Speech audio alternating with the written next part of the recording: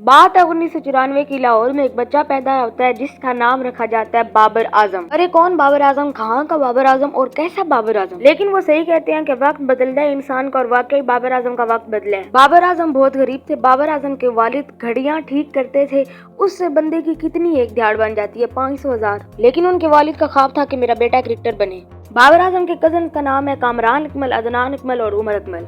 अब एक बार बाबर आजम का कोई मैच था। बाबर आजम पास पैसे तो होते नहीं थे, तो बाबर आजम के शूज फटे हुए थे। अब मैच बहुत ही जरूरी था, ठीक है, तो बाबर आजम को शूज की बहुत ही शदीद जरूरत थी।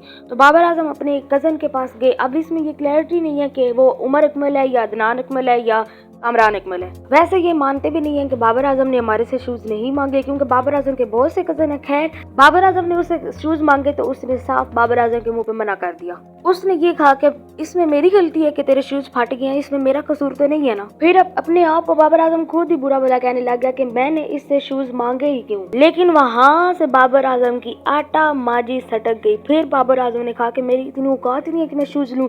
उसके बाद बाबर आजम ने कहा कि मैं ऐसा बनूंगा कि शूज मेरे पास खुद आएंगे कि मुझे पहन, कि मैं एक दिन इतना पैसा कमाऊंगा कि सब कुछ मेरे पास खुद चल के आएगा।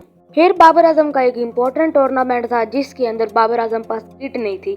अब इसके वालिद इसे बहुत सपोर्ट करते थे, लेकिन 3,000 रुपया हम कहाँ से लाएं? तो फिर इनकी अम्मी ने जो खर्चे के पैसे जमा किए हुए थे उससे इनने बाबर आजम को किट लेके दी। बाबर आजम का तकरीबन पूरा घर ही सपोर्ट करता था। फिर एक बार का ये वाकया है कि बाबर आजम के वालिद बाबर आजम को हमेशा मैच खिलाने ले जाते थे। अब इन पास इतने पैसे तो होते नहीं थे कि ये होटलों पे जाके नान चपाती या कोई मुर्ग चने खाएं। ये सिर्फ घर की दाल रोटी पर गुजारा करते थे।